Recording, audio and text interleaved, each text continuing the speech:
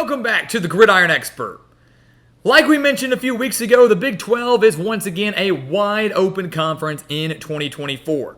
It was already a wide open conference and a competitive conference, and it got even better with the additions of teams like Utah and Colorado, Arizona, and Arizona State. And today, guys, we're here to take a look at the projected win totals for every Big 12 team as we inch closer and closer to prediction season here at the Gridiron Expert. So welcome back, guys. We're so glad you could join us today. As always, please continue to like, comment, subscribe, share our videos, and of course, check out everything down in the description below, including our website, thegridironexpert.com, home of our expert picks. You do not want to miss out on those picks, guys. Some of the best college football and NFL spread picks in the entire country, beating out over 80% of the national handicappers each of the last 6 years. We're going to do it again this year, and if you sign up now, you're going to get some exclusive access, including our betting newsletter. You do not want to miss out on everything that we have to offer there. Also, check out our mailing address. Send us some of your team's gear. We don't have too much Big 12 gear. Got a nice Kansas helmet up there, and would have had some Big 12 gear if we had, Oklahoma and Texas hadn't left. But we'd love to get some of your teams represented here in our background. We'll give you that shout out. We'll have them in every single video as we want you to become a member of our GE Nation. So let's dive into the Big 12, guys. We got a lot of teams to dissect here. And if you take a look at the projected win total, some of which have changed. Of course, we're not predicting games today either. The typical suspects, or the ones that we talked about, I should say, are up at the top. Kansas State, Utah, Arizona, Kansas even, kind of in the top four there. We'll start with Kansas State and Utah, who many believe are the maybe two favorites to win the conference this year. The Wildcats are going to be very good. No doubt about it. Chris Klieman has had this team in competition and competing for Big 12 titles year in and year out. They won it just a few years ago. I'm really excited to see Avery Johnson at quarterback. I'm really excited to see this offense for Kansas State, despite some losses on the coaching staff, despite some losses at skill positions. This is going to be a fun team to watch. And they've got a good schedule. They get to host Arizona in non-conference play. They get to host Oklahoma State. They get to host Kansas. So a very favorable home slate for the Wildcats. Their toughest road games are at West Virginia and at Iowa State. If they can just split those two games and take care of business everywhere else, this is a team that will find themselves in the Big 12 championship. And this is a team that could find themselves fighting for a college football playoff spot because, of course, the conference champions are going to get in, and the playoffs expanded to 12 teams. This team has the makings of one that can slip in and make some noise. Utah is one that can definitely do the same.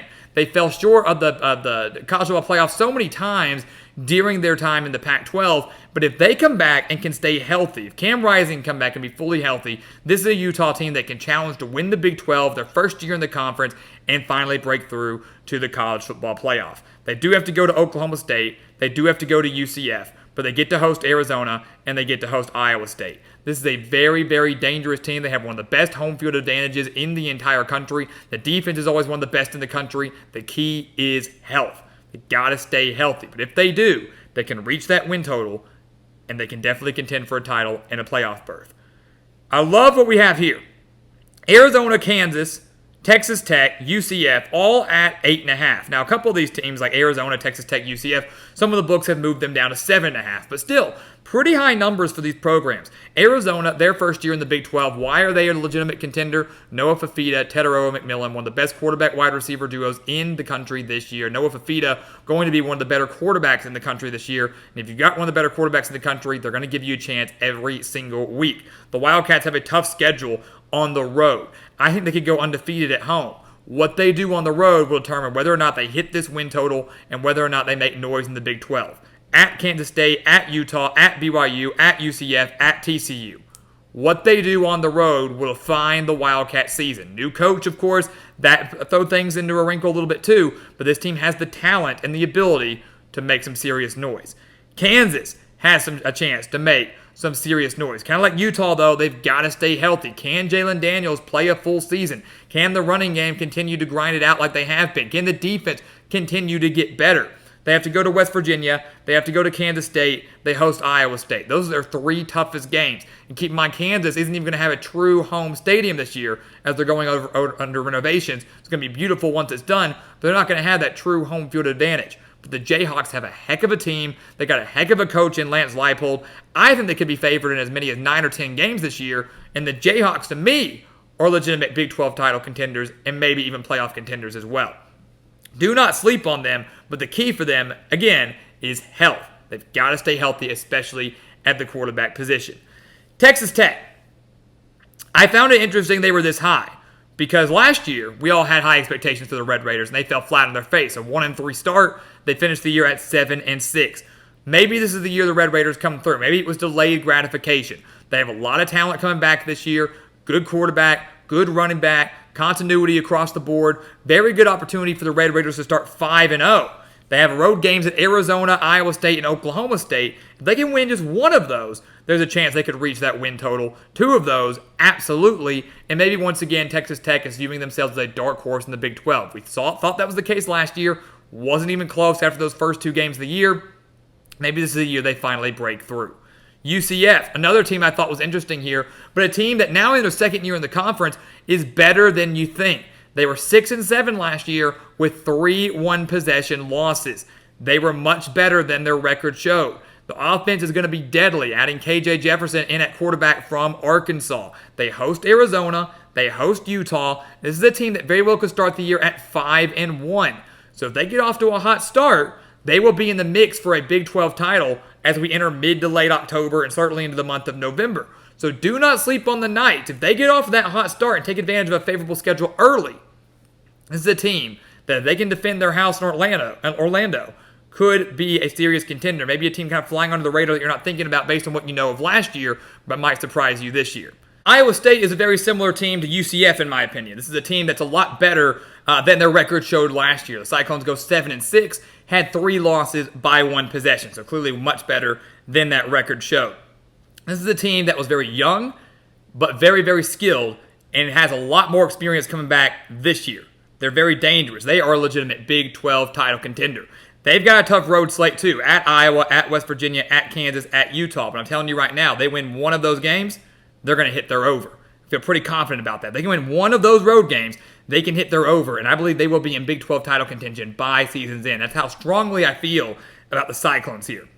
Oklahoma State, I'm very confused as to why their total is so low. This is a team that won 10 games last year, was the Big 12 runner-up, returns their quarterback, returns the leading rusher in all of college football last year. The defense was atrocious, yes, but surely it can't get any worse. The Cowboys at 7.5, it's a bit of a surprise. I'm surprised they're not at 8.5, maybe even 9.5 alongside Kansas State and Utah. Yes, they play Utah, at Kansas State, West Virginia. Those are their 3 key games, and that comes in a 3-week stretch. But I look at this.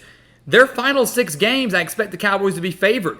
I could see Oklahoma State favored in 9 or 10 games this year. I really, really could. So how they fare in those 3 games that we just mentioned will certainly define their season and whether or not they are Big 12 title contenders once again or anything like that. But I am very confused as to why this team is so low. I'm very high on the Cowboys this year. They returned tons of production, over 20 starters coming back for Mike Gundy's squad. This is a team that you do not need to sleep on, although this is a team that could, kind of like Texas Tech last year, fall flat on their face. They open up the season against South Dakota State and Arkansas. Neither of those games Oklahoma State can overlook. They could enter the year with high expectations, lose one or both of those games, and then it's all over. So Oklahoma State, an interesting team here, but a lot of talent to easily hit their over if they can reach those expectations.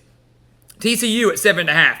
Are they too high? This is a team that went 5-7 last year, now sitting at 7.5. They could very well open up 2-0, but then they've got to play UCF, at SMU, at Kansas, and at Utah in 4 of their next 5 games. So a decent start could turn into a really bad record mid-season if TCU doesn't figure things out. They went from the national runner-up to 5-7. They're expecting a much better season this year with more continuity at the quarterback position, which is huge.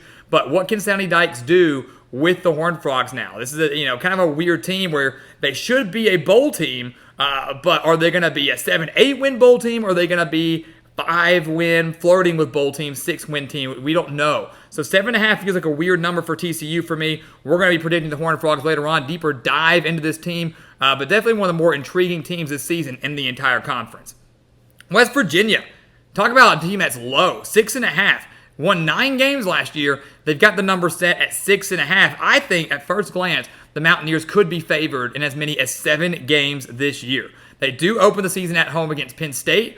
And in October, they do play Oklahoma State, Iowa State, Kansas State, and Arizona. So a brutal month of October. But this team's got the talent. They're riding high. They're carrying tons of momentum. They've got continuity at quarterback, tons of returning experience.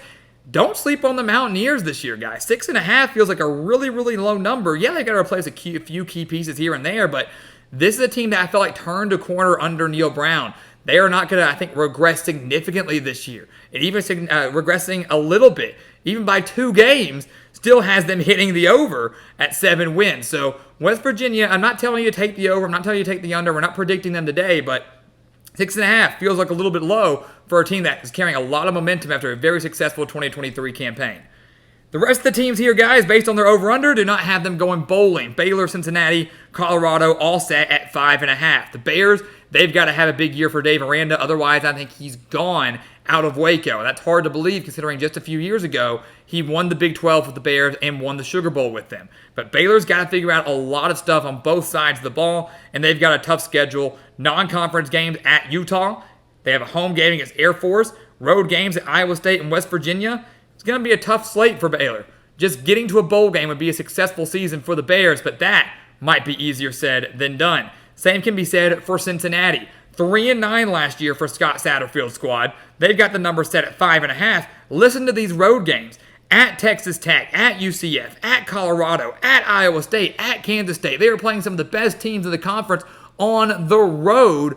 The Bearcats were atrocious last year. They're going to have a major improvement just to even get close to flirting with bowl eligibility and flirting with this number. And the same can be said for Colorado. I think the 5.5 number is a little bit high for a team that, went 4-8, had a couple one-possession losses in there, sure, but defensively, size-wise, does not have it, and very well could start 0-3. They opened the year up against North Dakota State, no slouch out of the FBS. They got to go on the road to Nebraska and on the road to Colorado State, who nearly beat the Buffaloes last year. A 1-2 or 0-3 start is not out of the question for Colorado, and then they play all of the top dogs in the Big 12. UCF, Kansas State, Arizona, Utah, Kansas, Oklahoma State. The Buffaloes play every single one of them.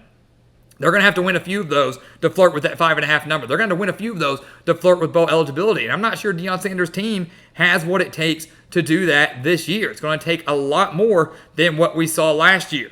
And then finally, 3 more teams at 4.5. Arizona State, BYU, Houston. All teams that are kind of in the middle, not of a rebuild. Arizona State and Houston rebuilding. BYU, not so much. The Cougars just got to find themselves a much better offense to contend in the Big 12. Went 5-7 last year. Would have gone bowling had they won that overtime thriller against Oklahoma State in the season finale, but fell just short. Now the number set a little bit lower than that. Arizona State still learning under Kenny Dillingham, still has a ways to go. Their non-conference slate, very, very tough. Wyoming, Mississippi State, and a good Texas State team, kind of like Colorado. The Sun Devils could find themselves at 1-2 or 0-3 in the non-conference, and then conference play starts, and it's going to be a lot tougher, a lot harder to win.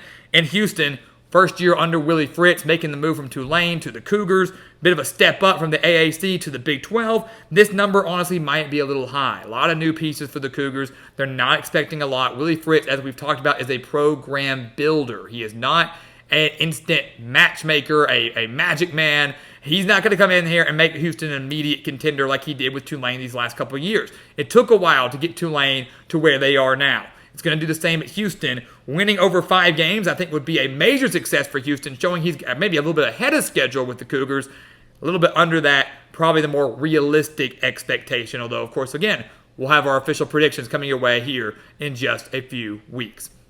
So there you go, guys. The Big 12 win totals for every team. Let us know your thoughts. Who's too high? Who's too low? Who's going to hit the over? Who's going to hit the under? We want to hear from you. Let us know. Prediction season will be here before you know it, like we keep saying, and we want to hear your thoughts when that time rolls around too. But until then, please continue to like, comment, subscribe, share our videos. Check out everything down in the description below, including our website, thegridironexpert.com. Our expert picks are there. You do not want to miss out on that. The earlier you sign up for those, the better. We want you to take advantage of it, guys. We want you to become a part of our GE Nation as we are building something special here on YouTube. And once again, guys, as always, thank you so much for watching, and we'll see you next time right here on The Gridiron Expert.